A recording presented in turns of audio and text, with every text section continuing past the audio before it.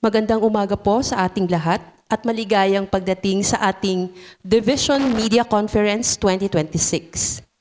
Sa atin pong iginagalang na OIC Schools Division Superintendent, Dr. Ling G. Mendoza, sa ating pong Assistant Schools Division Superintendent, Dr. Mabel F. Musa, Curriculum and Implementation Division Chief, Sir Jan Chavez, School Governance and Implementation Division, Ma'am Maita M. Lazares, our Administrative Officer 5, Ma'am Bernadette O. De La Rosa, gayon din po sa ating mga Education Program Supervisors na nandito, sa ating mga kasamang lingkod bayan at sa ating mga media correspondents. Isang mapagpalang umaga po sa ating lahat. Upang formal na simula ng ating programa, magalang ko pong inaanyayahan sa lahat na tumayo para sa pag-awit ng ating pambansang awit. Ito ay susundan ng panalangin, pagbigkas ng DepEd Quality Policy Statement at pag-awit ng SDO Marinduque Hymn.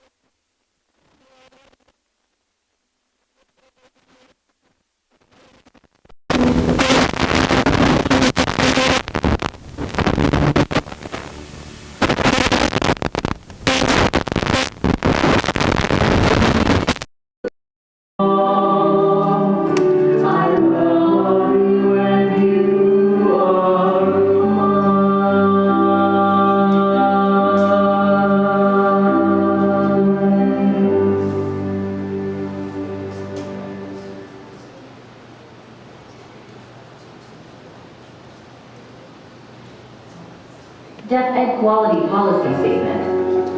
The Department of Education is committed to provide learners with quality basic education that is accessible, inclusive, and liberating through proactive leadership, shared governance, evidence-based policies, standards, and programs, responsive and relevant curricula, highly competent.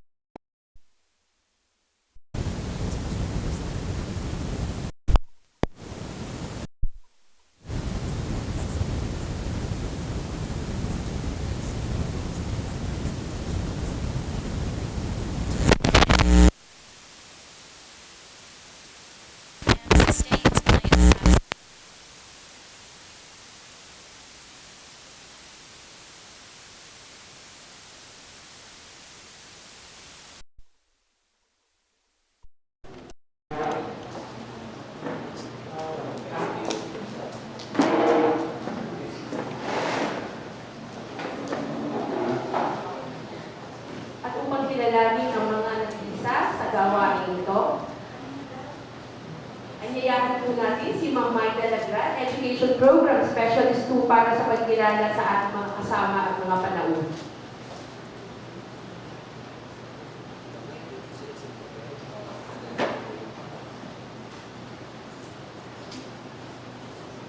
Good morning everyone and welcome po sa ating media conference sa araw nito. At mahalaga po ang araw nito para sa amin sa DepEd. So we'd like to welcome everyone. Kasama po natin ang ating our dearest Schools Division Superintendent, Dr. Luigi Mendoza. Kasama po niya sa tabi niya sa kaliwa ang ating pong ASES, Mama Belga Musa. Kasama niyo po si Sir Dan Chavez sa ating pong Curriculum Communication Division at ang ating pong head, ang Chief ng SGOD, Mamayta M. Lazare. Together, we'd like to welcome our media partners and correspondents. We have Marinduque News Network, headed by Mr. Adrian Rosales, our Managing Director. From Radio Kamalindi, Mr. Marino L. Medina, Station Manager. From Marinduque Provincial Public Information, headed by Ms. IBC Marciano, Provincial Information Officer, Marinduque Provincial Public Information Office, represented by Ms. Griselda L. Esteban. From Marinduque ngayon, Mr. Dave Ethel R. Escala, Chief Correspondent. Philippine Information Agency, headed by Mr. Dennis Nebrejo, Government Information Office Coordinator, represented by Mr. Carl B. Lansangan. And from GMA 7, Mr. Peter Marturo, our GMA trainer. We'd like to welcome also our EPSS, or Education Program Supervisors from SGOD, our Senior Education Program Specialists from SGOD. We have Ma'am Bernadette Lacerna and Dr. Fred Alcantara. We also have our DIO, Ms. Melanie Mendoza, and our SEPs for SOCMOB, or networking. We also have our division engineers and all the division personnel. So would like to welcome everyone at ang ating pong mga Sir Magkulang, si Ma'am Revamonte and si Ma'am Mucha from the CID. At lahat po ng kasama po natin sa araw na ito, we are live media from MNN. So we are cross-posting for sa ating pong mga FB friends. At sana po ay magkaroon ng liwanag ang lahat ng ating mga katanungan sa araw na ito. Again, welcome back and good morning. Maraming salamat po, Ma'am Maida. Sa punto pong ito, ibabahagi naman ang kahalagahan ng pagtitipong ito upang anyayahan po natin si Dr. Melanie Mendoza, Senior Education Program Specialist para sa paglalahad ng layunin ng programa.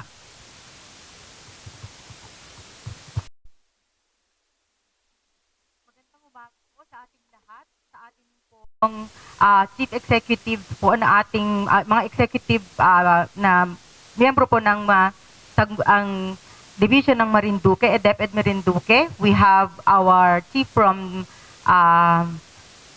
Curriculum Implementation Division, Sir John Chavez. Our chief from the School Governance and Operations Division, Ma'am Maita M. Lazares. Our Assistant Schools Division Superintendent, Dr. Mabel F. Musa, and our Division Superintendent, Dr. Lynn G. Mendoza. At lahat po sa ating mga kasama dito from our media partners sa buong Marinduque, maraming salamat po sa inyong pagdating. Ang ating gawain ngayong umaga ay isang pagpapatibay ng ugnayan ng ating kagawaran na kinakatawan ng DepEd Schools Division of Marinduque at ng ating mga media partners. Ang DepEd po sa adikaing mapagbuti pa ang pagbibigay ng dekalidad na edukasyon sa ating mga anak at upang maisakatuparan ang mga gawaing ito at mabigyang daan binibigyan daan ang mga reforma at development. Isa na dito ang 3-term school calendar for basic education, ang aral program at iba pang ipinapatupad na proyekto at mga gawain. Katulad ng Oplan Balik Eskwela, Brigada Eskwela, Disaster Risk Reduction Management, Child Protection at marami pang iba. At sa lahat ng ito, nararapat mabigyan ng impormasyon ang ating mga magulang, stakeholders at ating mga komunidad. Kung kaya't ang gawaing ito ngayong umaga. Maraming salamat po. Maraming salamat po, Doc Lai. At huwag na po nating patagalin ito kung kaya't inaanyayahan ko po ang ating OIC Schools Division Superintendent para sa kanyang mensahe. Palakpakan po natin si Dr. Lynn G. Mendoza.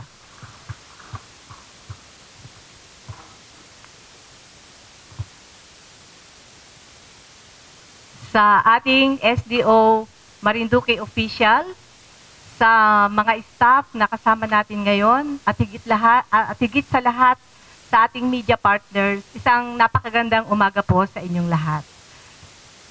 Sa darating na June 8 ay magsisimula na ang klase para sa school year 2026-2027.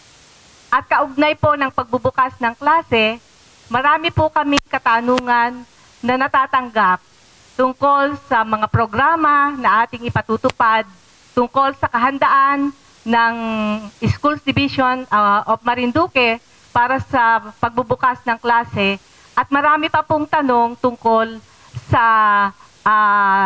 especially sa 3-term calendar, sa aral program at iba pang programs na ipinatutupad natin.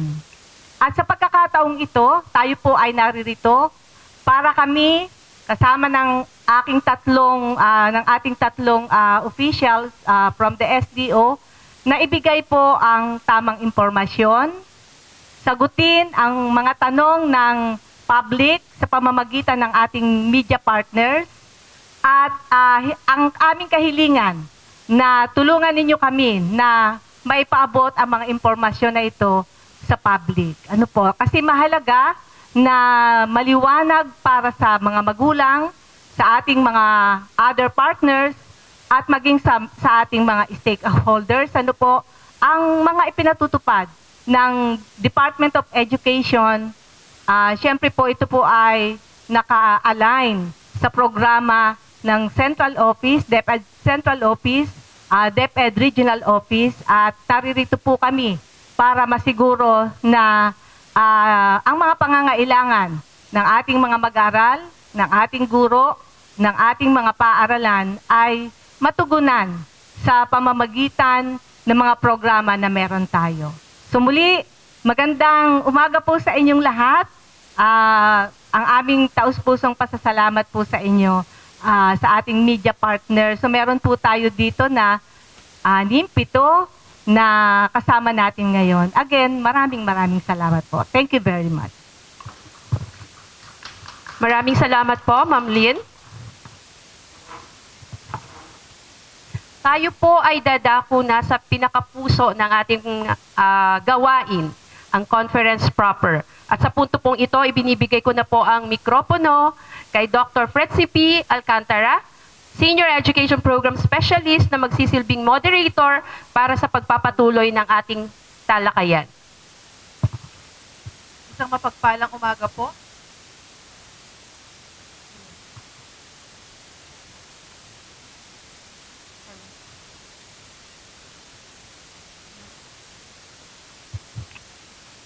Isang mapagpalang umaga po sa ating lahat. Ako po si Fretzy Alcantara, ang inyong tagapagpadaloy para sa araw na ito. bago po natin formal na buksan ang ating programa para sa mga katanungan mula sa ating mga media partners, narito po ang ilang video clips ng iba't ibang programa ng Department of Education. Tunghayan po natin.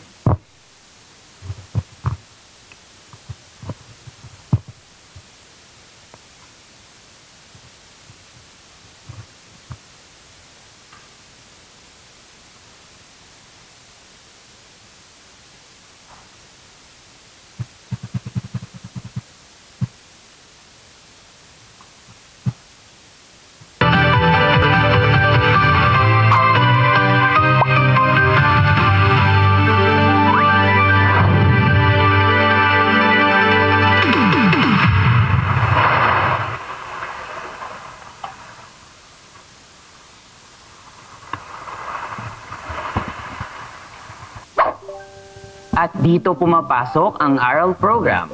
Ang ARAL ay isang programa ng Department of Education na tumutulong sa learners na makahabol sa basics. Mas tutok, mas gabay, mas malinaw. Layunin ng ARAL program na tugunan ang learning gaps at palakasin ang pundasyon ng bawat mag-aaral. Ito ay nakaangkla sa mga pulisiya ng DepEd. May 4 na pangunahing bahagi ang ARAL program: Reading, Mathematics, Science, at ARAL Summer Program.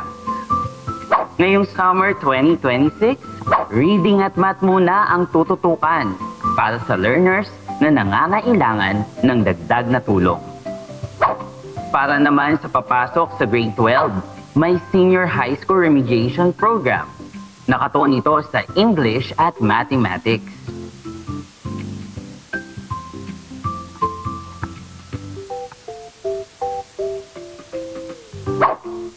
May iba pang support programs na kaakibat nito, tulad ng Summer Academic Remedial Program. Lahat ng ito ay para matiyak na may sistematikong suporta ang bawat learner.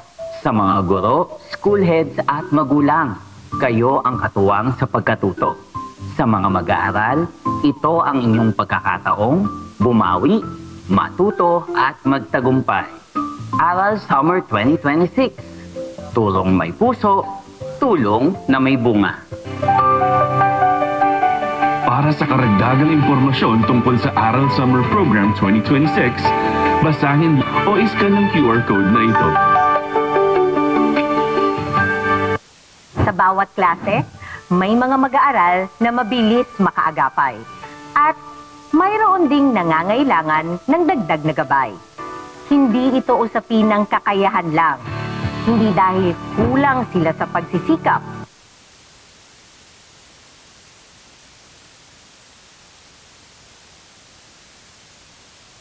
Sa bawat klase, may mga mag-aaral na mabilis makaagapay. At mayroon ding nangangailangan ng dagdag na gabay. Hindi ito usapin ng kakayahan lang. Hindi dahil kulang sila sa pagsisikap. Kundi may learning gaps na dapat punan. At dito pumapasok ang ARAL Summer Program ng Department of Education. Isang konkretong hakbang para sa learning recovery.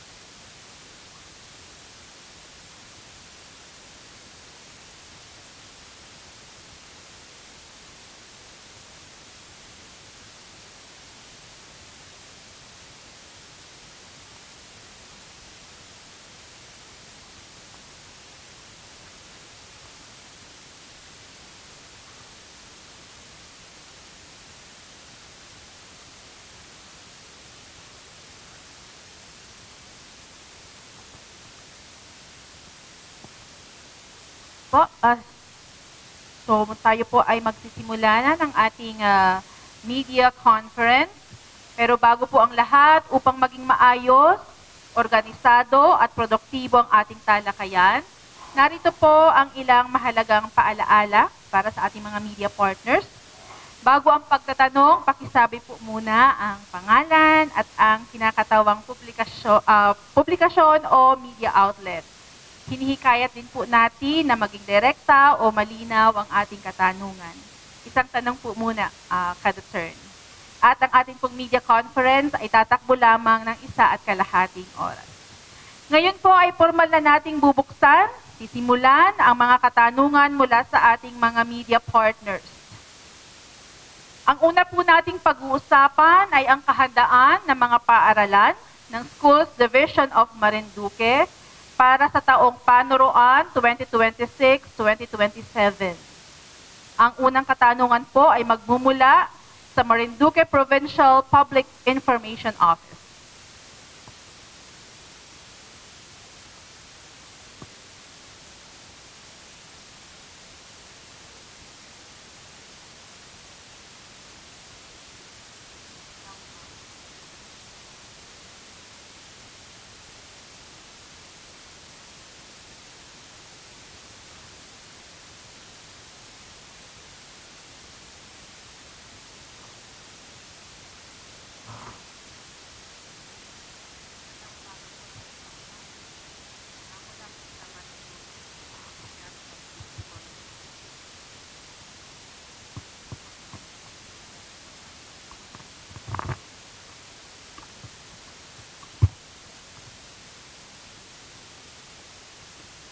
Magandang umaga po sa ating lahat. Mula po sa Marinduque Provincial Information.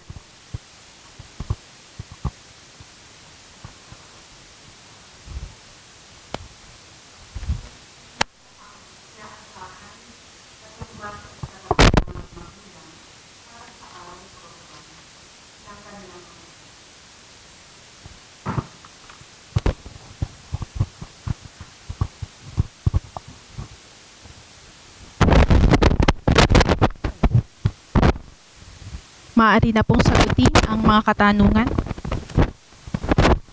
Magandang umaga. Magandang umaga po sa ating lahat. Ako ay Sabay. Since nandito lang yung bangkitin na ang ARAL program po ay isang Republic Act 12028.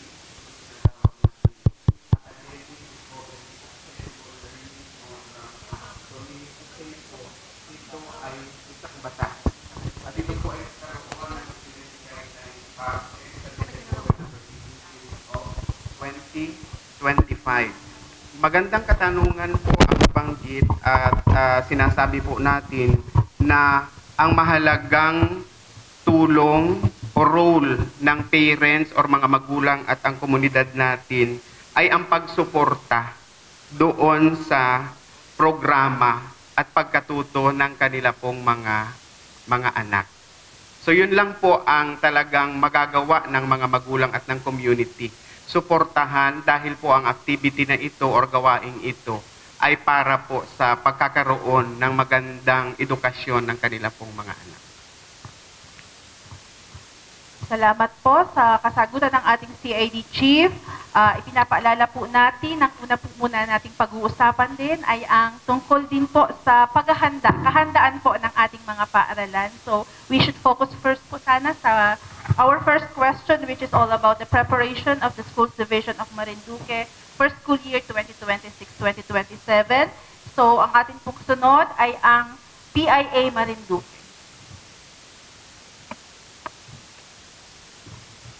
Hello po, good morning. Kurt Lansangan po ng PIA Marinduque. So, about po dun sa sa bagong system po natin na 3-term calendar system po. Ano po ba ito? Ito po ba ay eksklusibo lang po sa mga pampublikong paaralan o pati po ba mga private schools po ay susunod o ipapatupad din po itong sistemang ito? Thank you po.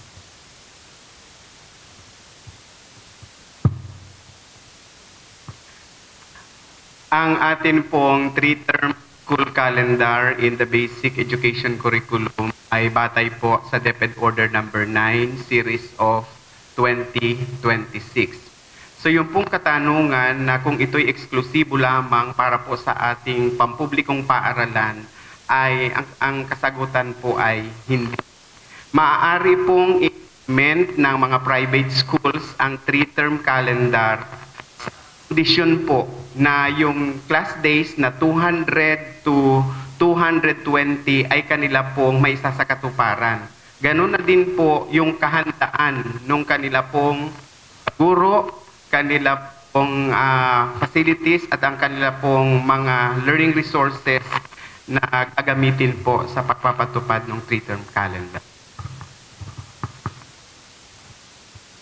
Maraming salamat po ulit, Sir John. Tungkol pa rin po ito bilang bahagi po ng ating pong paghahanda para sa ating next school year. Tinatawagan naman po natin ang representative ng Marinduque ngayon. So, Dave Ascala po from Marinduque ngayon. Ano po yung pinakamalaking hamon na kinakaharap ng DepEd Marinduque or DepEd sa paghahanda para sa pagbubukas ng klase ngayong darating na panuroang taon? Magandang umaga po, Mrs. Maita Lazares po, Chief po ng School Governance and Operations Division. Tungkol naman po sa mga malalaking hamon na kinakaharap ng SDO Marinduque, ito po ay hindi lamang dito, kundi kahit po sa ibang lugar din po. Nationwide, nagkakaroon po talaga ng shortage of classrooms and shortage of seats. Pero meron po kaming mga short-term interventions and long-term interventions para po naman ma-resolve natin ang ating problema. Sa mga short-term po, meron tayong ginagamit na double shift classes. Meron din po tayong ginagamit na mga learning temporary spaces. And then sa long-term naman po, ang mga problemang ito ay nakalagay po dito sa tinatawag nating NFBI. Ang NFBI po is National School Building Inventory na nakikita po mismo ng Central Office at sila po ang gumagawa ng annual procurement plan para po matugunan ang mga problema nito. Thank you po. Meron pa po kayang maidadagdag ang ating pong mga other officials of the School Division of Marinduque? Gusto ko pong banggitin ang tungkol sa enrollment natin. Kasi gusto talaga natin na walang batang maiiwan na hindi pumapasok yung nasa school age. Ano po? At ang target po talaga natin, sana ay 100% ng mga batang yon ay nasa paaralan. Honestly po, gusto naming sabihin sa inyo na tayo ay expecting for more than 60,000 enrollees. Pero ngayon, meron lang po tayong around 25,000. So, ibig sabihin, less than 50% pa ang nag-enroll. Kaya, pero salamat kasi meron po tayong partnership sa DILG, sa Sangguniang Barangay na kasama natin sila sa paghikayat sa mga batang ito na sila ay mag-enroll at pumasok sa ating mga paaralan. Kaya sa pagkakataon ding ito ay nais namin ding manawagan sa ating mga magulang at sa mga barangay official, sa lahat nating lahat ng stakeholders na pwedeng tumulong sa atin para itong mga batang ito, pati ang kanilang mga magulang ay pumunta sa ating mga paaralan para bago po mag-June 8 ay naka-enroll na sila. Ano po? Thank you very much. Thank you very much, ma'am. Po, ang ating po namang sunod na mga katanungan ay magfo-focus po sa ating 3-term calendar system sa Department of Education. Sisimulan po natin mula sa katanungan mula sa Radyo Kamalindi. Okay, good morning po. Marino Medina po from Radyo Kamalindig, Station Manager po. Gaano kahanda ang ating mga school head, guro at mga mag-aaral sa 3-term school calendar? Ang ating pong mga school heads, guro at mga mag-aaral ay sinisiguro natin na handa na para sa 3-term calendar. Kasi po, actually, meron tayong 2,756 teachers na oriented na po sa 3-term calendar, 100% po. At yung atin pong 230 school heads, sila din po ay nabigyan ng orientation kasama po ng mga officials natin dito sa Schools Division Office.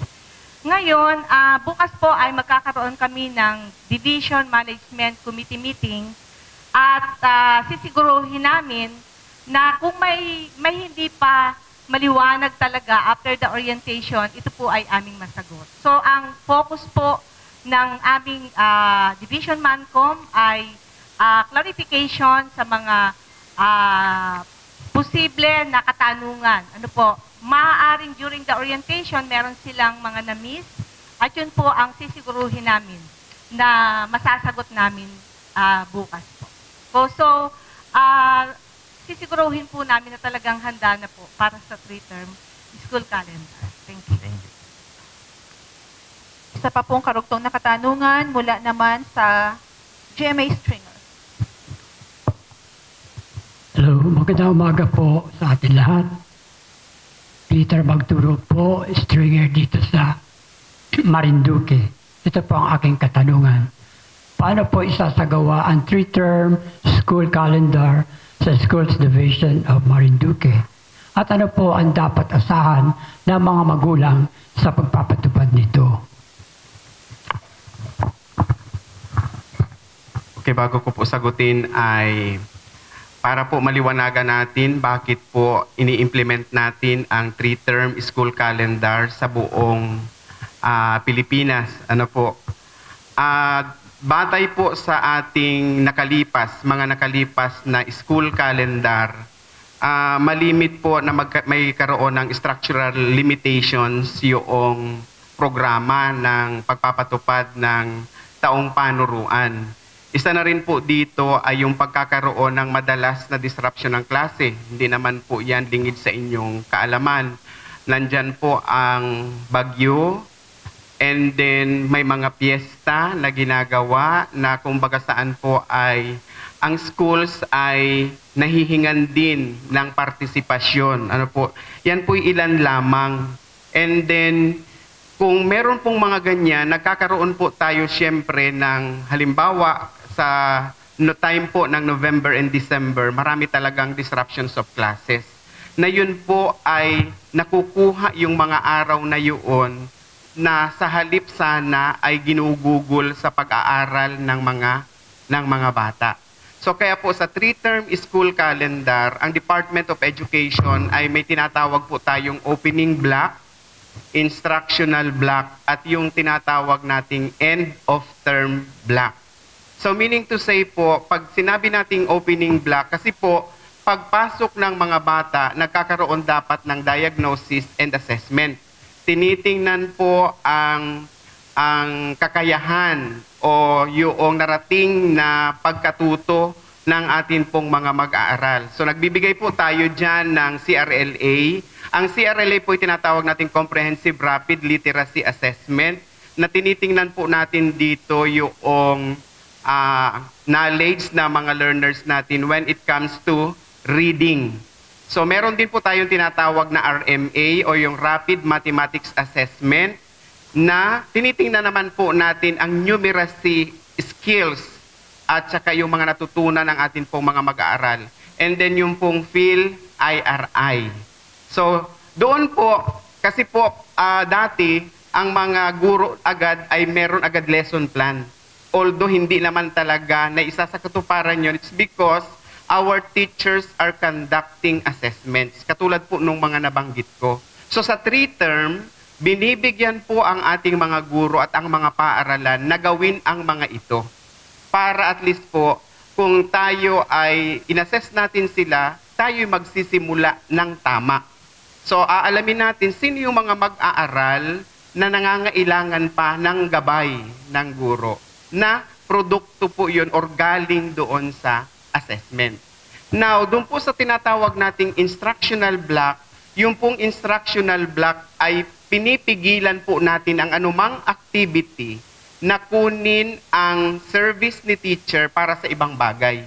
So meaning to say, ang instructional block ay nakafocus talaga sa pagtuturo ng mga guro, pagkatuto ng atin pong mga mag-aaral. So therefore, wala pong mga activities na dapat gawin sa paaralan o kunin ang mga serbisyo ng ating mga guro para po maisakatuparan yung instructional block. Ano po? And then may tinatawag po tayong end of term block na sa end of term block po ay nagkakaroon dyan ng mga co-curricular activities. So karaniwan po yan ay 10 araw. So sa taong panuruan 2026-2027, meron po tayong 4 na araw para sa opening block. Diagnosis and others, katulad po nung nabanggit po kanina. And then sa instructional block po ay nasa halos 59 days po yan. And then the remaining 10 days, yun po ay ginagamit ng atin pong mga guro or gagamitin ng mga guro natin sa pag-check ng mga test, paggawa ng grades. Kasi katulad po niyan, may lesson plan ang teachers habang gumagawa din ng mga ibang bagay. So dito po, nilalagay natin yon sa end of term block. And then po, nabibigyan din natin dito ng wellness break ang atin pong mga bata. So meron po silang 4 na araw na wellness break sa atin pong mga mag-aaral. And then ang mga guro po natin ay may 2 days wellness break din po. So ibig sabihin, nababalanse ng mga mag-aaral at guro at ng nasa paaralan yung kanilang gawain sa araw-araw. And then, isa pa rin pong dagdag doon ay nagkakaroon din po doon sa end of term block ng mga aral sessions. So, ibig sabihin po, kasi nagkaroon ng pagsusulit or quarterly assessment or term 1 assessment during the term 1. Ano po? So, kung sino yun pong mga nangangailangan ng gabay doon, gagawin po yun sa end of term block para po sila ay makasabay. Para at least po, pagpasok ng term 2, handa na sila. So, yun po ang mabuting benepisyo noong pagsasagawa natin ng 3-term school calendar. It's, na ibig po sabihin, naka-structure talaga. Ibig sabihin, pinoprotektahan nung department order na yon yung pagkatuto at pagtuturo ng atin pong mga guro sa kanila pong mga mag-aaral.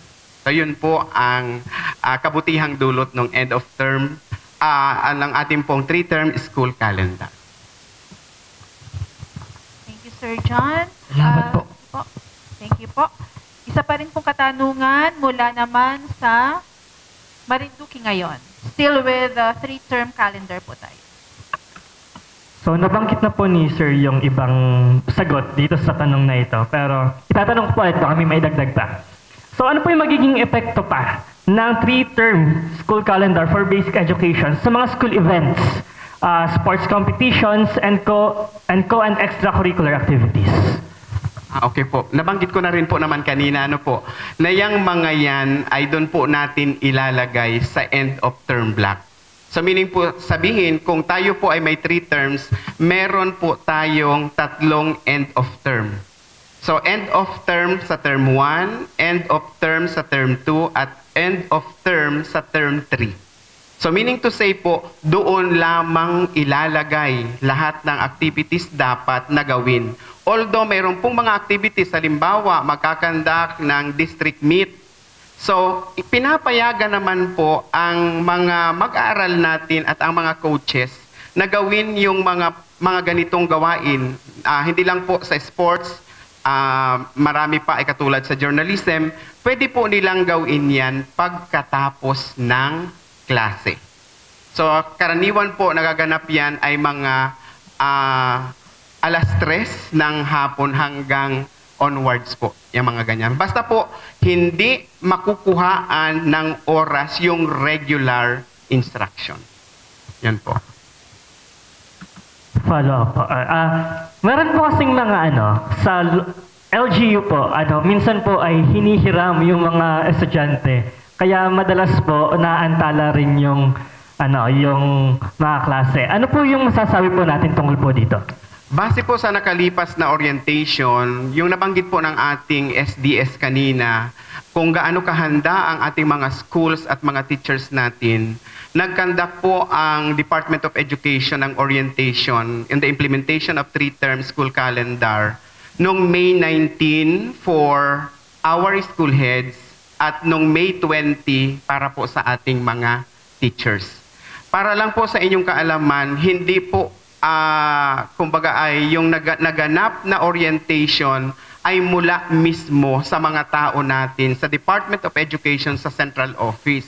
So yun pong binabanggit ninyo ay ayon po doon sa nabanggit ng ating Assistant Secretary Buenviaje na sila po ay nakipag-ugnayan sa mga LGUs.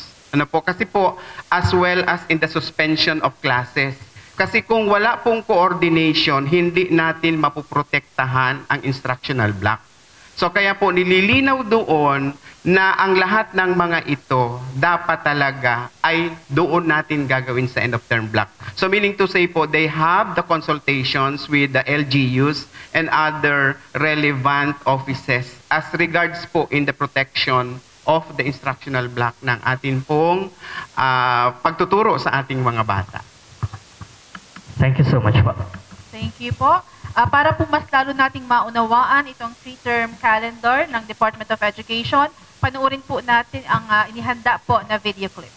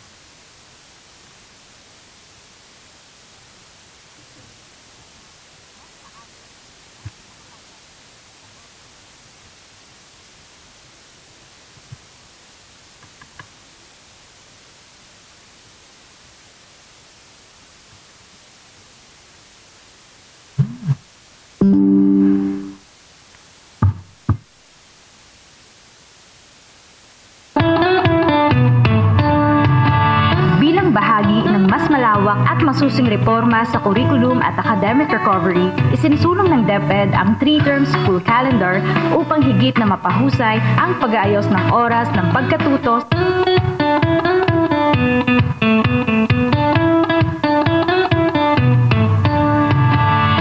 bahagi ng mas malawak at masusing reforma sa curriculum at academic recovery, isinusulong ng DepEd ang 3-term school calendar upang higit na mapahusay ang pag-aayos ng oras ng pagkatuto sa buong school year. Sa 3-term school calendar, hinahati ang school year sa 3 malinaw na termino. Sa ganitong sistema, mas maayos at balansing nakalatag sa buong taon ang academic, co-curricular at extracurricular activities. Magsisimula ang school year sa opening block sa Term 1 para sa school readiness activities at baseline assessments. Masusundan ito ng uninterrupted instructional block kung saan walang kasabay na co-curricular at extracurricular activities ang pag-aaral. Panghuli, magkakaroon ng 2 linggong end-of-term block para sa academic recovery, assessment and grading, professional development, co-curricular activities, at wellness breaks. Kapag may class disruptions, maaaring gamitin ang bahagi ng end-of-term block para sa remediation activities and make-up classes. Hindi na natin maiiwasan ang class disruptions. Pero sa 3-term system, may tiyak na panahong nakalaan para sa tuloy-tuloy na pagkatuto. Sa mungkahing 3-term school calendar, mas magiging malinaw na ang structure at oras ng pag-aaral para sa dekalidad na pagkatuto at mas magaan na pagtuturo.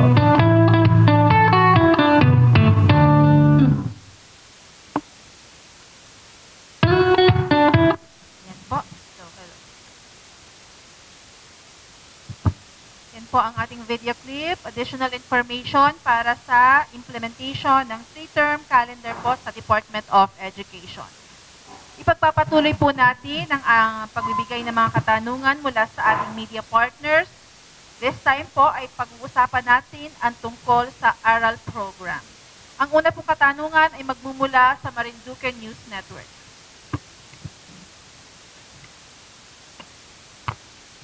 Sorry. Magandang araw po sa lahat sa ating mga official mula sa Schools Division ng Marinduque, ng ating Department of Education. Adrian Rosales po, Managing Director ng Marinduque News. Siguro po, proceed na ako sa aral. Although may tanong po ako regarding sa 3 terms, siguro mamaya ako na sa follow-up question. Tanong ko lang po about sa ARAL program. Pagpatubad po ba ng programang ARAL program sa Marinduque, na-meet po ba natin yung pong target kung mayroon man? At ilang porsyento po sa buong Marinduque ang nag-benefits po nito? Thank you po. Okay, maraming salamat po.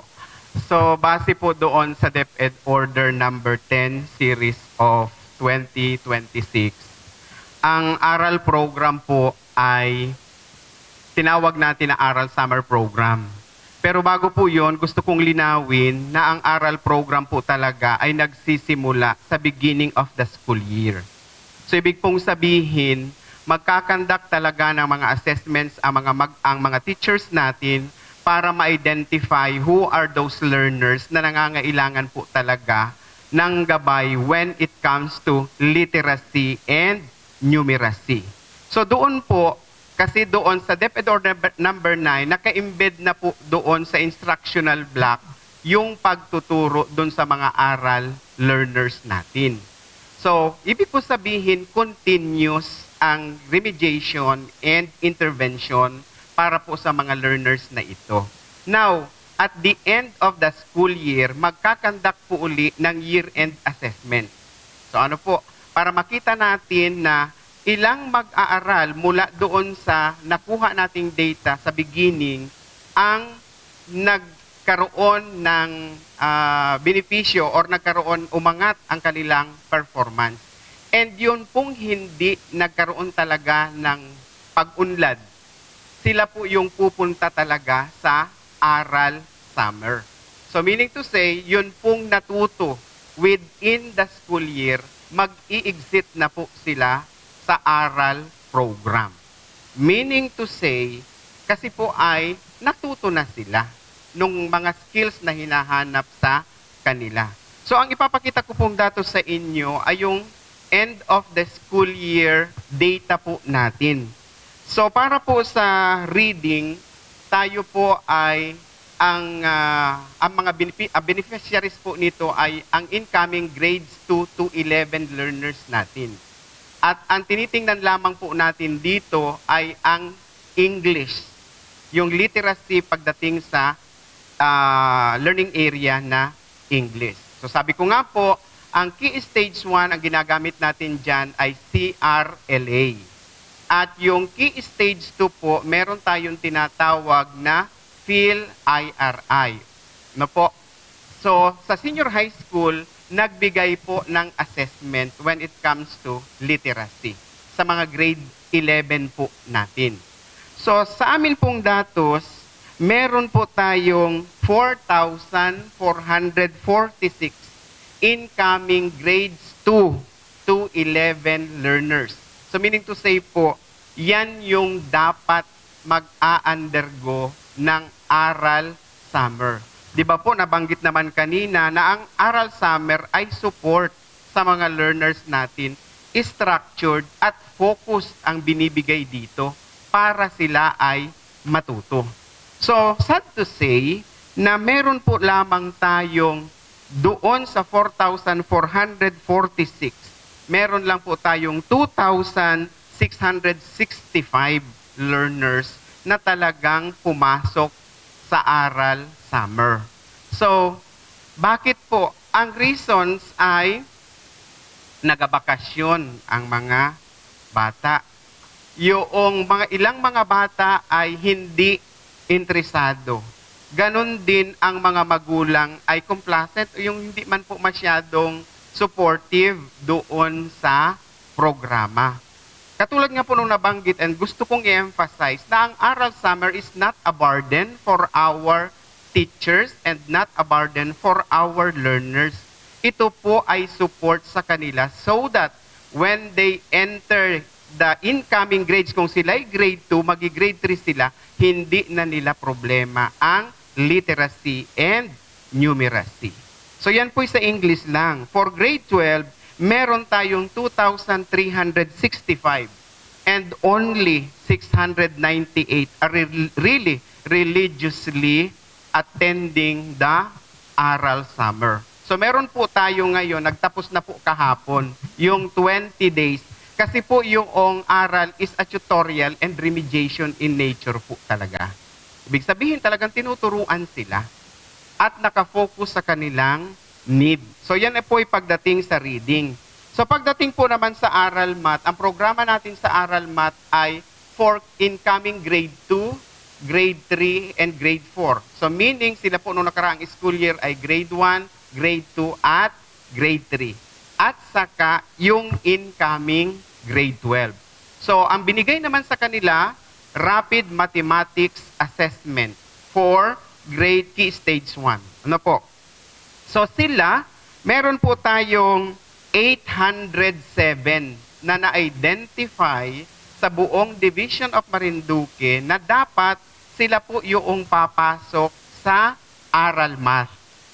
Sad to say na meron po tayo, mas maganda po naman itong sa mathematics kasi 711 ang pumasok dyan.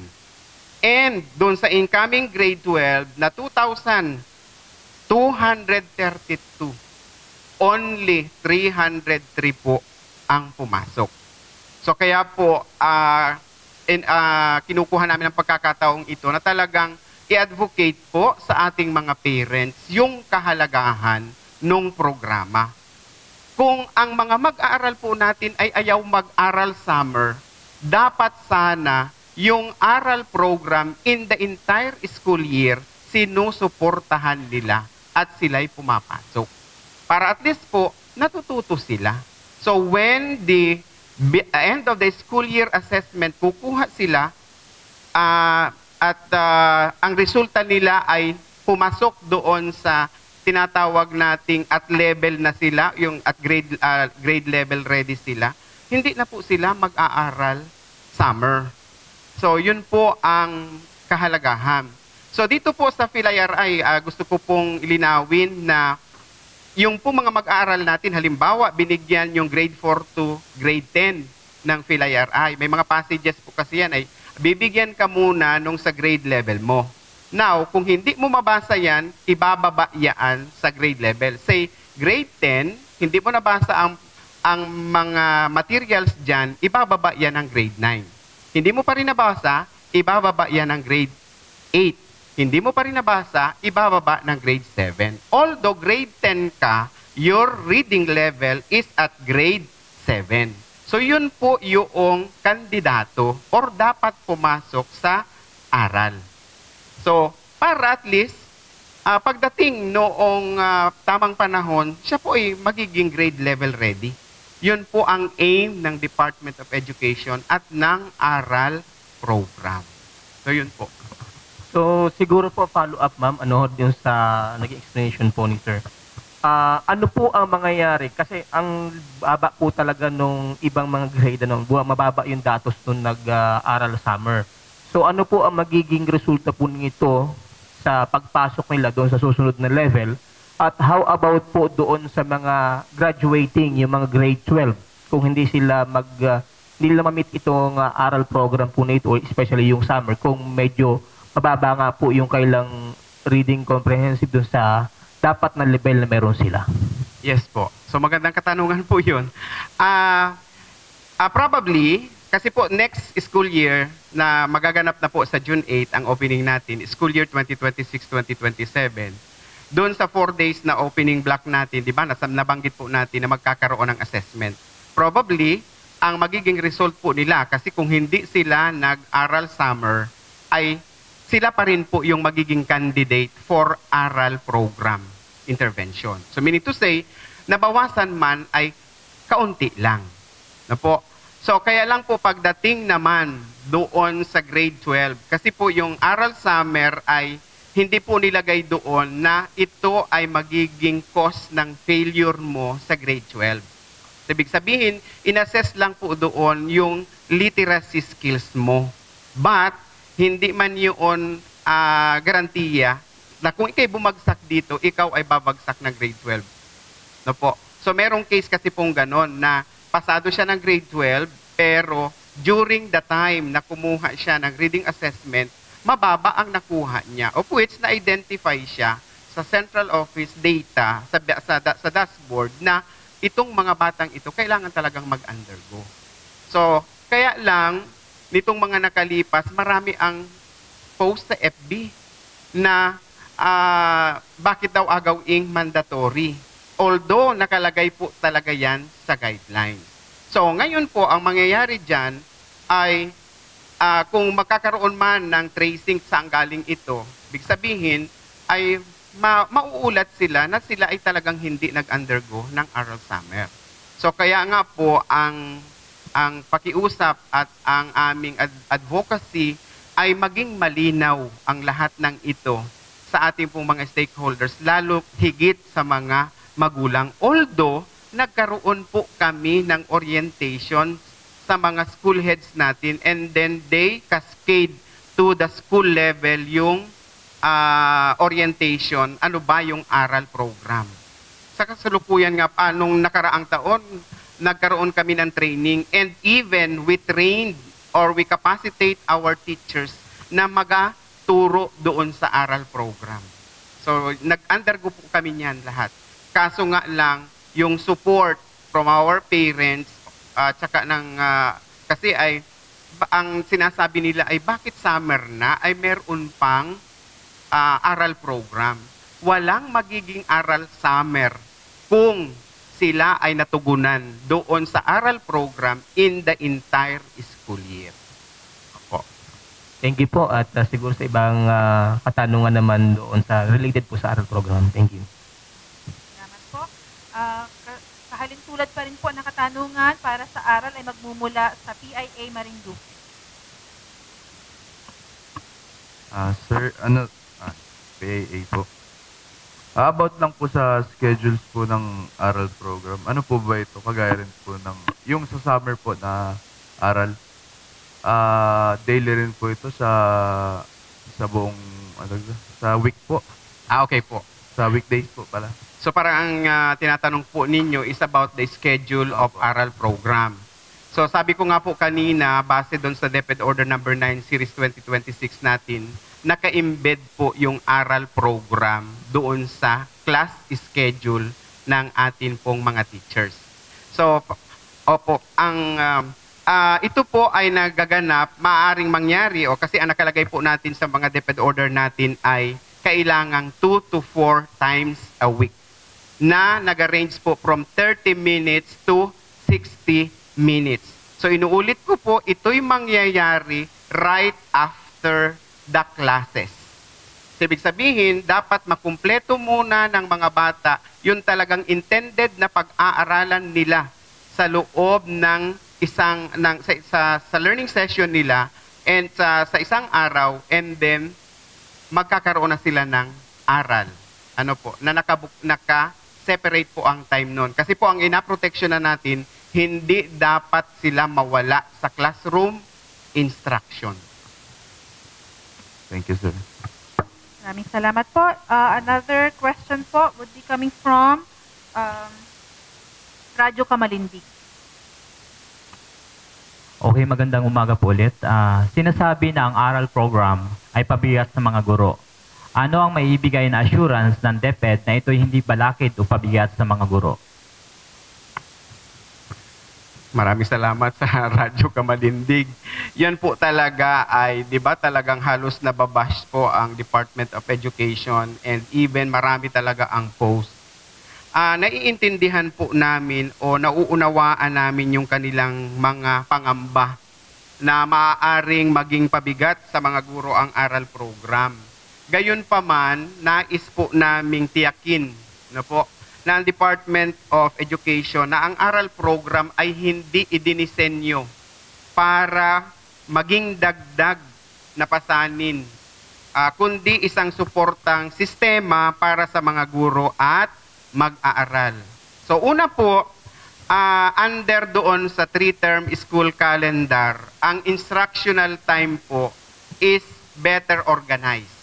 So meaning to say, hindi kami nangangamba, lalo na ako. Ako po talaga ay, kung meron man pong masaya, ay ako yung pinakamasaya sa 3-term school calendar. Bakit po?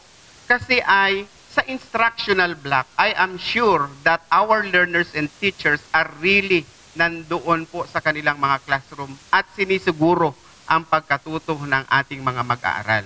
So sabi ko nga po, kung ako isang guro, naatasan ako na maging aral tutor during the school year, it is an opportunity for me or an opportune time for me na turuan itong mga mag-aaral na ito na maging literate or numerate.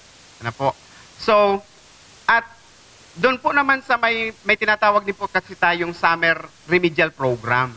Ito yung mga learners natin na may dalawang subjects na bumagsak sila, na mag-a-undergo sila ng summer remedial program. Kalimitan po ay English, Math, and Science ang bumabagsak. So kung dalawa lang, kasabay po yan from May 20 to June 2, magkakaroon ng remediation. Ngayon pong summer yon. So pag sila'y pumasa dyan, magkakaroon ng recomputed grade. Ibig sabihin, yung i-recompute yung grade nila at kapag ang recomputed grade ay pumasok doon sa pasado, meaning to say, they will pass the grade level. Sabihin, kung ako'y grade 11, may dalawang subjects na kumbagsak, nag-remedial summer ako, pumasa ako, ibig sabihin, mag-grade 12 ako. So, yun po yun. At yan ay naka-embed na doon. So, para maiwasan yung remedial, doon po sa daily lesson plan ng teachers, may nakalagay po doon na intervention. Let's say, magbibigay ng formative assessment si teacher after nung kanyang pagtuturo. Nakakuha lamang ay 80% of the learners ang ina-consider doon. Halimbawa, sa 15 mga mag-aaral, 5 lamang doon ang naka-80% sa formative. Meaning to say, may 10 pa na hindi natutunan yung competency sa araw na yon. Yung kanyang nakadesign na remedial intervention, yun dapat ang gagawin ni teacher after noong klase ng mga bata. Para maiwasan na talagang siya'y babagsak sa kanyang asignatura. So meaning to say, the aral program is really a support to teachers and a support para po sa mga learners natin. So kung talagang siseryosohin lamang ng atin pong mga mag-aral, although we are serious sa Department of Education, lalo na po sa DepEd Marinduque. Ano po? Thank you po. Okay po. Another question will be coming from Marinduque Provincial Public Information Office po.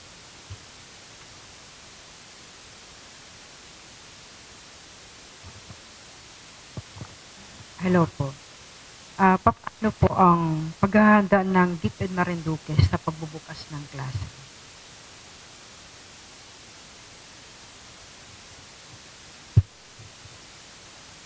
Okay po. Sasagutin ko po yan. Hello.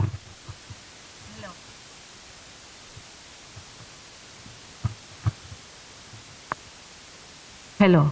Hello. Okay po. Sa ngayon pong linggong ito, June 1 to 5 ay isinasagawa natin ang Brigada Eskwela.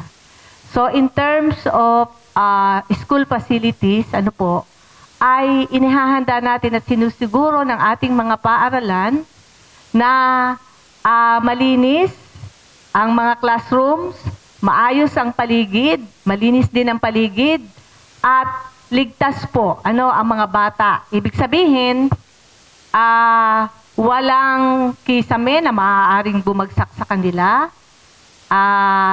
Yung mga obstructions na dapat ay wala sa ground, inaalis po yan. At ang isang ginagawa po ng ating mga school heads at teachers ay pinipilit po nila na mapaganda ang itsura ng mga paaralan sa pamamagitan ng pagpipintura at even po yung mga furniture nila ay inaayos din nila, kinukumpuni, pinipinturahan din. At sa katunayan po ay yung parang days before the conduct of Brigada Eskwela, ako po ay nakalibot sa ilang paaralan at nakita ko na hindi pa Brigada Eskwela, inihahanda na nila ang kanilang mga classroom. So yun po ay commendable para sa atin dahil alam natin, nakikita natin na ang ating mga teachers and our school heads are really serious to ensure that our schools are safe at maayos. Okay, yun po ay sa facilities. Regarding naman po sa teachers, ay masasabi namin na sapat po ang mga guro mula kindergarten hanggang grade 12 na magtuturo sa ating mga mag-aaral. Sa katunayan po ay meron po tayong allocation na natanggap na natin na newly created items, teaching items. So yun po ay atin pong na-post na at lalagyan po natin siya ng mga tao para meron na po kaming analysis kung anong mga paaralan ang tunay na nangangailangan at doon po namin yon ilalagay. Sa katunayan po, meron tayong integrated school, yung Buangan sa Torrijos. Ang guro po kasi nila ay mga not really volunteers, but yung pinasusweldo pa po ng local government. And ngayon pong taon na ito, after a year, ay binigyan na po sila ng 3 items. So magkakaroon na siya ng 3 yung permanent items na ilalagay